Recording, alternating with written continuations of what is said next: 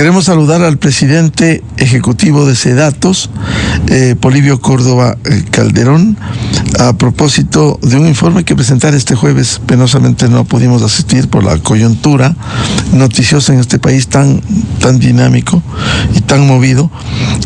Presentó los 50 años del Ecuador en sectores muy importantes como la política, la economía, la democracia, el comercio, la industria, la participación de la mujer en el sector público y privado.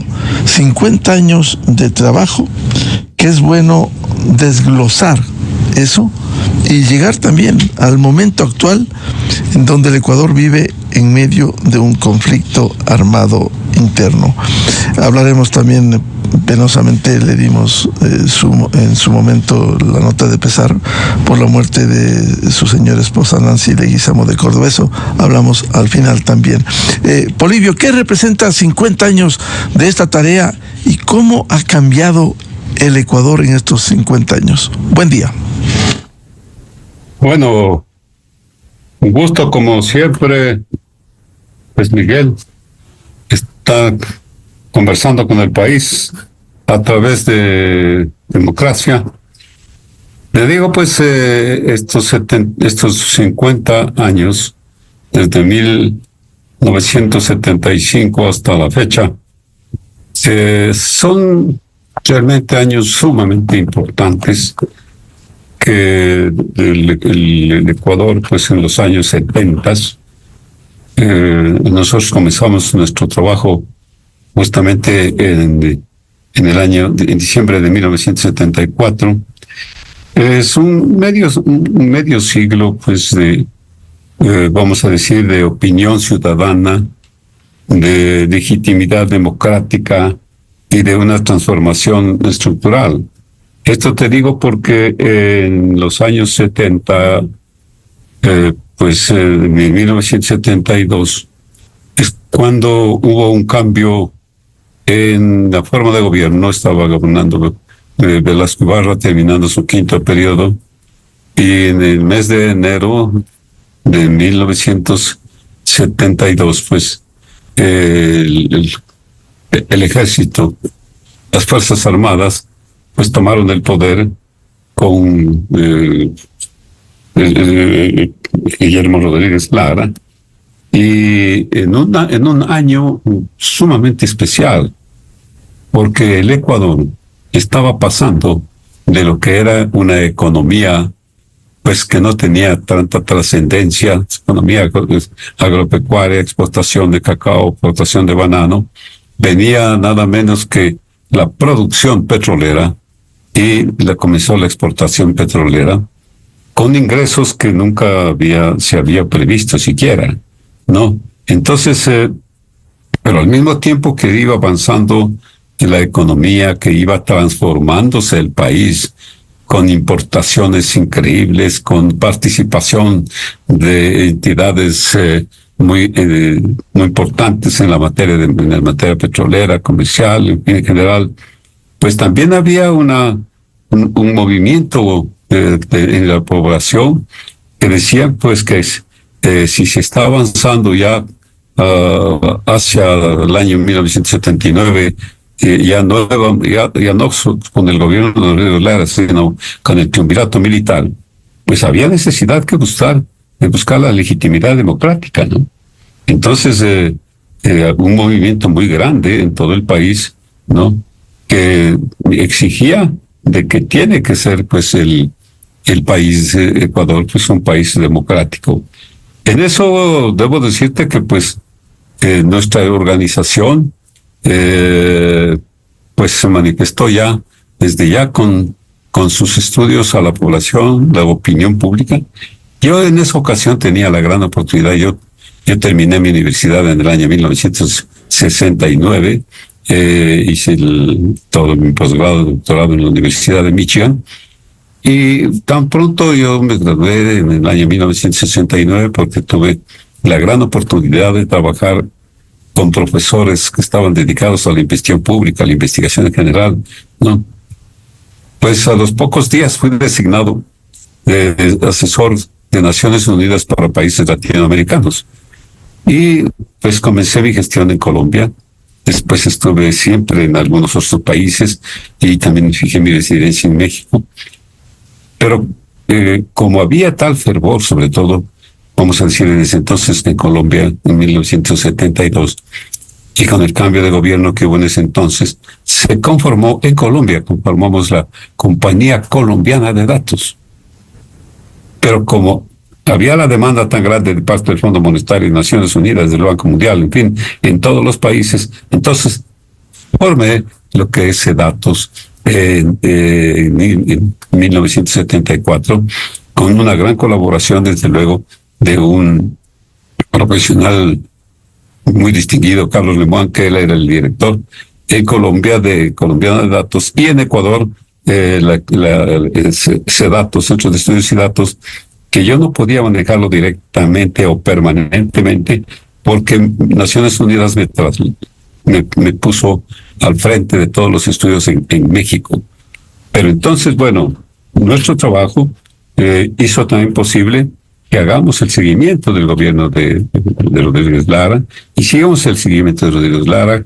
Vamos a dar esa información después en un resumen muy grande, y continuamos después, pues, en el año 1978, sobre todo en una situación sumamente especial, porque en el año 1978 fue tal la presión que había de la población, dirigentes políticos jóvenes o dirigentes políticos también mayores, que exigieron de que se entre a un referéndum constitucional. En ese entonces un político que tenía mucha presencia era nada menos que Assad Bucaram, pero vino el referéndum del 15 de enero de 1978 y ganó el proyecto Nueva Constitución, no el proyecto de la Constitución del 45 reformada. Y el 15 de enero de 1978 a las 5 de la tarde, CEDATOS presentó su primer exit poll, nada menos que al señor Galo Plaza Lazo, en donde el proyecto que ganaba era de la nueva Constitución. Y en esa nueva Constitución se establecía que para ser presidente de la República tenía que ser ecuatoriano de nacimiento, con lo cual el señor Assad Bucaram no podía ser candidato. Y quien apareció como figura de lo que es el CPP en ese entonces y esas fuerzas nuevas fue nada menos que Jaime Roldos Aguilera. Y estaba también en el grupo de analistas de ese entonces Osvaldo Hurtado. Vino entonces el binomio de Jaime Roldos, Osvaldo Hurtado, y otros binomios era Sixto Durán Ballén, Raúl Clemente Huerta. Entonces el triunvirato pues tuvo que llamar a elecciones presidenciales.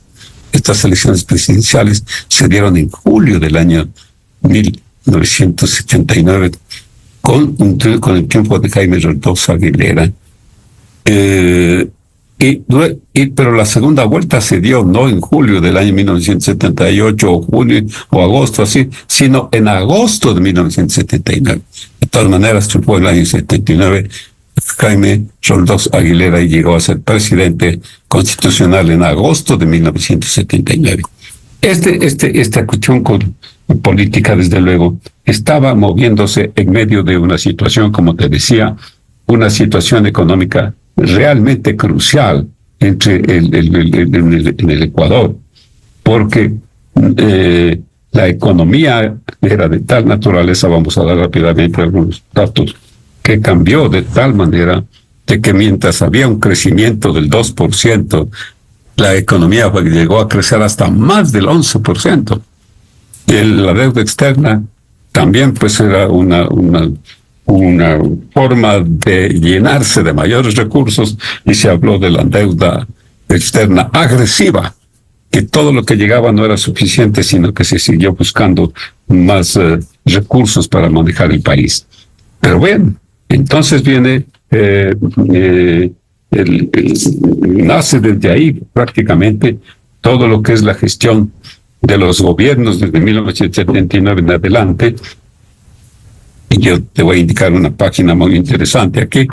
Es esta página en donde está nada menos que en la medición de los presidentes de la República desde el año 1974 hasta el año presente. Aquí está, es una demostración del trabajo permanente de SEDATUS. Rodríguez Lara comenzó con 48%, terminó con 40%. El Triunvirato comenzó con 36 puntos, terminó con 29. Jaime Roldós Aguilera comenzó con 68%, él inició el 10 de agosto de 1979, pero él falleció el 24 de mayo en un accidente aviatorio, el 24 de mayo de 1981, con 44%. Osvaldo Hurtado inició con 43, terminó con 31. Febres Cordero, 44-32. Rodrigo Borja, él en el año 1988 hasta el año 1992, comenzó con 46, terminó con 36. Sixto Durán Pallén, en el año 92, comenzó con 51, terminó con 38. Vino el gobierno de nada menos de que del abogado Abdalá Bucaram, que duró pues menos de un año. Pero comenzó con 67%, pues una cifra bastante alta, pero terminó con 6%. Lo reemplazó Fabián Alarcón, que comenzó con 63 puntos, incluso llamó al referéndum, y el referéndum fue de tal manera que el pueblo aprobó la presencia de Fabián Alarcón en el gobierno, con 63% y 31% que terminó. Luego vino una época tremendamente difícil, durante, vamos a decir, en esa época, pues, de los grandes problemas que se tenía era el problema limítrofe con el Perú. El problema limítrofe con el Perú era de tal manera que lo que más ocupaba a las Fuerzas Armadas era justamente la defensa de las fronteras. Pero en esos años, ¿no? En esos años en los años 90, 92, 95, SEDATUS, con una firma también de investigación, realizamos un estudio en Perú y en Ecuador para ver si la población estaba de acuerdo en que se continúe con los problemas limítrofes o que se tenga que buscar que sean las Fuerzas Armadas una organización que busque más bien la seguridad. El estudio en Ecuador y el estudio en Perú salía prácticamente 75% de ecuatorianos y 75% de peruanos querían que se terminen los problemas limítrofes.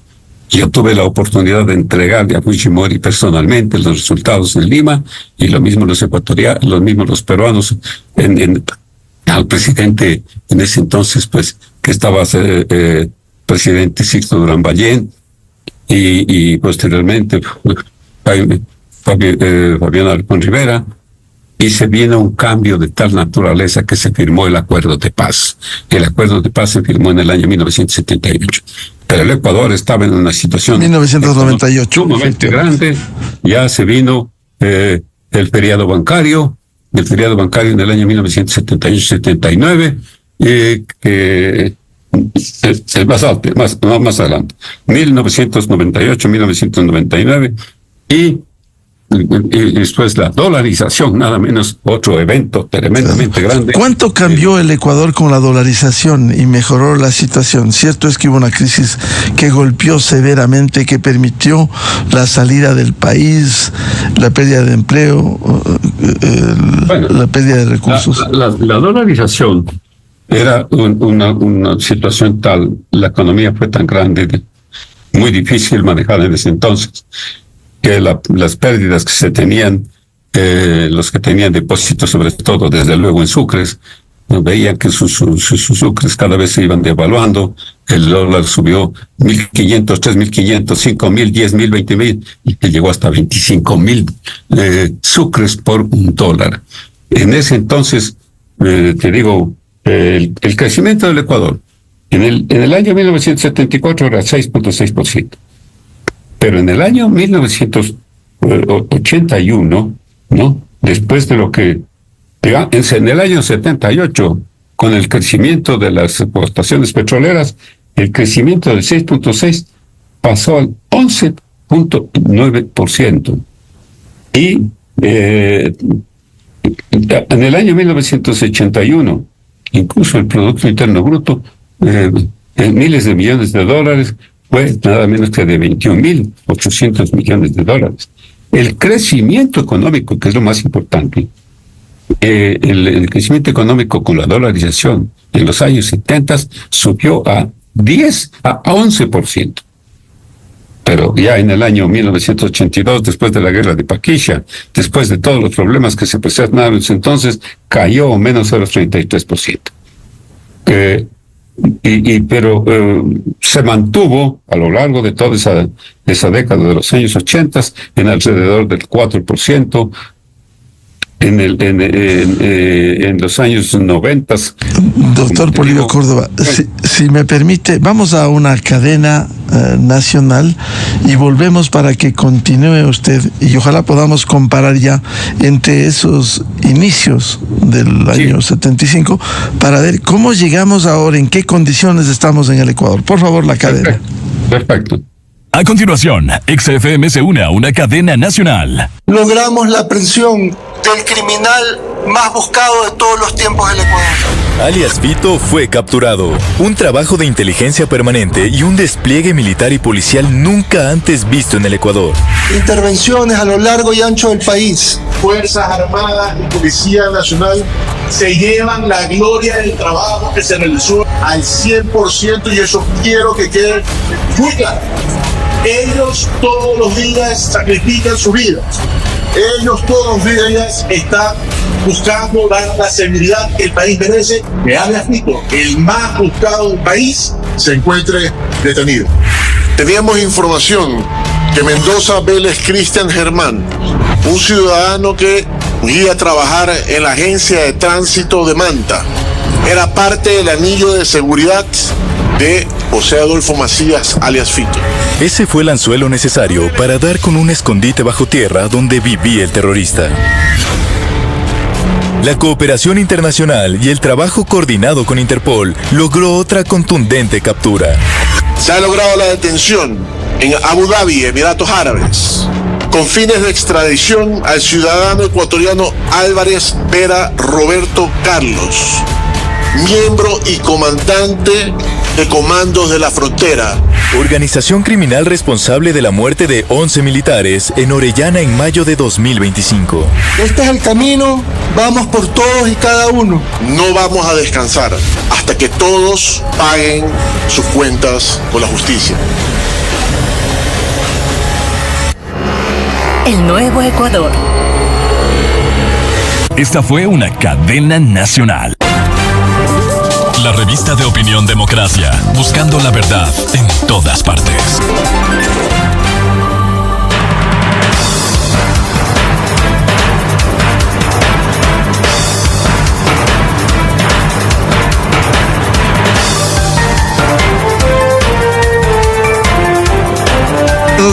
Siete a 2 minutos en el territorio continental ecuatoriano. Reanudamos el diálogo con el presidente ejecutivo de SEDATOS, doctor Polibio Córdoba, a propósito de su informe de los 50 años realizado. ¿Qué tal, Polibio? Por asuntos tiempo, si conectamos esta realidad que nos ha descrito con cómo llegamos ahora a la actualidad. Hoy vivimos otras condiciones, conflicto armado interno, 25 años de dolarización. ¿Cómo está el país? ¿Qué está pensando la gente en los últimos días en el Ecuador? Sí. Digamos, pues la dolarización se dio en los primeros días de enero del año 2000, porque la situación económica era una situación realmente de tal naturaleza, con ese feriado bancario, con la forma como caía la producción, como caía toda la posibilidad de exportaciones. En el año 90, mientras en los años anteriores se tenía un promedio de 4%, en el año 99 bajó a menos 4.7%, menos 4%. La inflación llegó incluso a el 95% y 25,000 sucres por $1 hicieron pues que entonces la economía en el país sea una economía muy difícil. En el año 2000 creció apenas al 1.9%. Solo 20% de la población alguna vez había tenido conocimiento de $1, pero con la forma como se dio, cómo se iba organizando la situación, cómo se iba también obteniendo una participación de organismos y países extranjeros, mejoró la situación al punto de que en el año 2004, en el gobierno de Gutiérrez, se llegó a la máxima tasa de crecimiento económico que ha tenido el país con 8.2%. Vino después, pues, la caída también de Lucio Gutiérrez, ingresó, vinieron las elecciones desde 2006, en la primera etapa, en la primera ronda de elecciones, en la primera vuelta, el triunfante fue Álvaro Noboa. Álvaro Noboa le ganó a Correa, y en la segunda vuelta Correa, pues entonces ya ganó la presidencia desde el año 2007. Él no tenía Congreso, el Congreso de los Manteles fue el que manejó cómo poder hacer un nuevo referendo constitucional. Vino la Constitución del 2008, una Constitución que transformó totalmente la situación del país en lo que se refiere al manejo constitucional. Dijo, pues, el jefe del Estado es jefe de todo, de todos los poderes del Estado, no 3 poderes, ejecutivo, legislativo y judicial, sino 5 poderes. Ha aumentado ahí el Consejo de Participación Ciudadana y Control Social y también el sistema electoral. Claro que llegó también en el año 2011 a un crecimiento de 7.87%. Tuvo una aprobación, que como les dije hace un momento, pues la aprobación de Correa comenzó con 68 puntos y terminó con 45 puntos, que desde luego era fuerte. Pero hay que tomar en cuenta, desde luego, que las situaciones que se daban en el país. El riesgo país, por ejemplo. El riesgo país en el año 2004 subió a 4.685 puntos. Y en el año 2008, 5.069 puntos el riesgo país. Y ha tenido a lo largo de toda la historia en puntajes entre 835.700 hasta 2033 y estamos pues ahora con un riesgo país de 855, que es un riesgo de los más altos que hay en toda América. Desde luego también debemos pensar que el gobierno de Correa entre el año 2007 y 2017 es el que tuvo el mayor presupuesto del gobierno nacional, a tal punto que sumados los ingresos primero de todos los gobiernos desde 1971 hasta 2005 no llegan a superar los $150,000 millones. En cambio, Correa tuvo como ingresos 215 mil millones de dólares y gastos de 245.200 millones. Increíble, ¿no? Increíble. Por Correa. Néstor, la cifra, los gastos que realizó Correa entre 2007 y 2017 fueron de 345.000 millones frente a 160.000 millones de los otros gobiernos. Ese fue el poder que hubo. Y vemos que, por ejemplo, los indicadores de deuda pública, mientras en el año 1979 la relación deuda pública-PIB era del 25%, claro, en el año 2000 subieron a 77% y tenemos ahora un 51.9% de relación deuda pública-PIB, lo cual es muy fuerte. El indicador de la deuda pública per cápita, mientras en el año 1972 cada ecuatoriano nacía con una deuda de $50, ahora es de 40.241. ¿Cada ecuatoriano? Nace con eso. Una cuestión importantísima que ha habido Te tengo que dar cifras rápidas. Las remesas enviadas al país por los ecuatorianos en el exterior. Mientras en el año 2000 llegaron 1.316 millones desde el exterior, en el año pasado llegaron 6.539 millones de dólares, ¿no? Pero hay un problema muy serio, la inversión extranjera directa. La inversión extranjera directa en Ecuador es de 232 millones.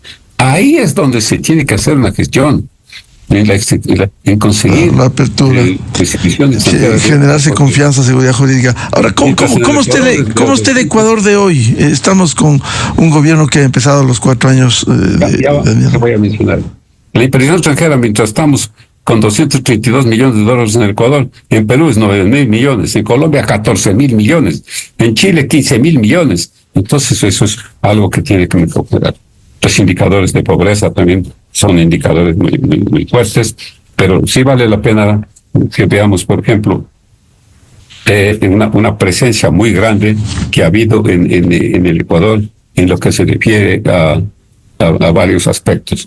Bueno, la población pues cambió en el año 1974 de 6.500.000, ahora estamos con 18.600.000. La población urbana, que hace 50 años era 59% de área rural y 41% urbana, ahora tenemos un 35% de población rural y 65%. Polibio, hay dos temas importantes. El uno, la credibilidad.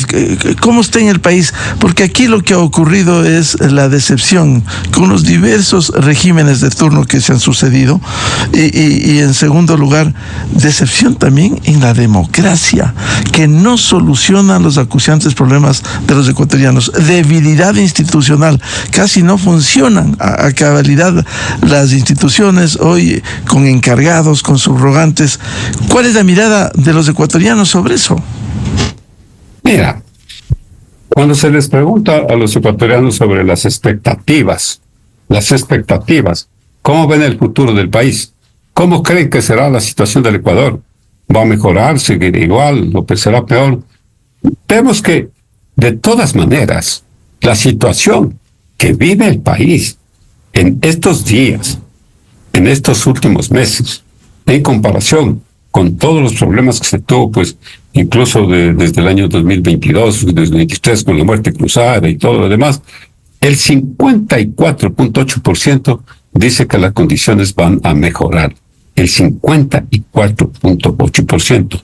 Y hay un 23.9% que dice que las cosas van a seguir igual. O sea, en forma positiva, tenemos que hay un 78.7% de espíritu favorable. Directamente dice que va a mejorar 55%. Es decir, hay un optimismo. Aquí van a marchar igual, por lo menos. Claro. ¿Y cuál es la credibilidad que tiene el presidente en este momento? Bueno, ¿cómo está el presidente en ese entonces hablando de aprobación a la gestión?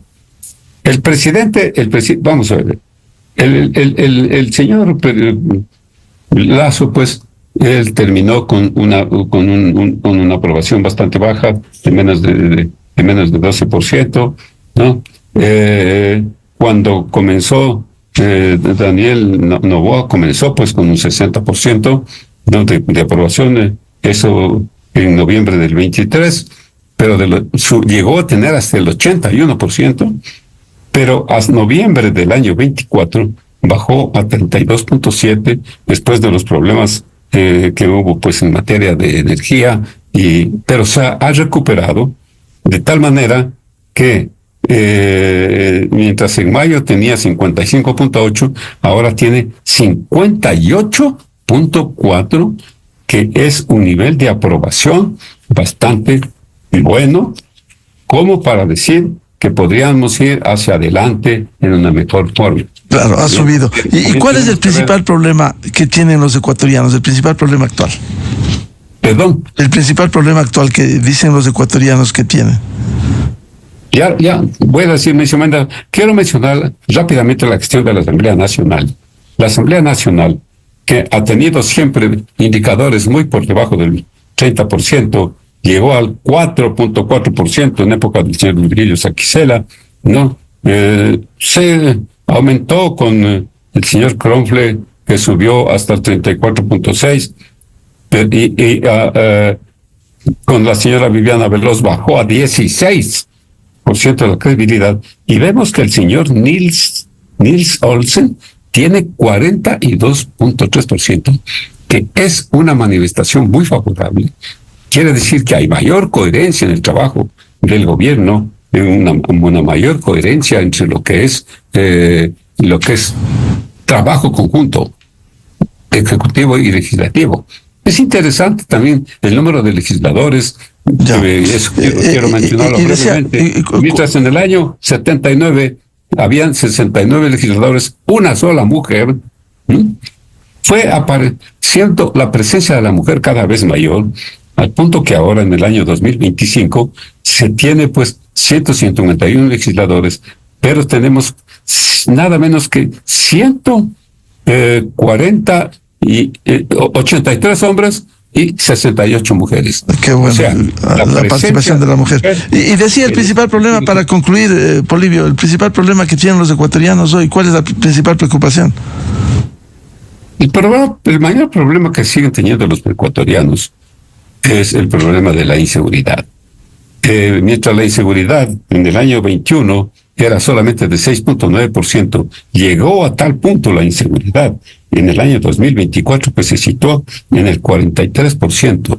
Es la inseguridad lo que realmente presiona, molesta, preocupa, pero ahora está con una inseguridad de 31%, pero el desempleo, subempleo, la falta de ocupación, está también el segundo problema con el de 18%, y que si se suma con la situación económica y la crisis, tenemos que es el 46%. Ese es muy bien. Sigue la corrupción, 26%. El narcotráfico, 6%. Quiere decir que entonces la corrupción y el narcotráfico es un problema muy serio que está pues golpeando a la población. Bien. Eso, bueno, es interesante, el tiempo es muy corto, sí, pero es interesante ver cómo han cambiado también la situación del Ecuador. Sí, así es. Polibio, muchas gracias por ilustrarnos. Habrá tiempo, vamos a leer. Perdóname que me tome un minuto, o menos de un minuto, ¿no?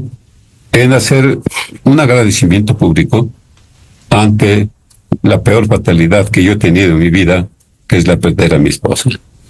¿No?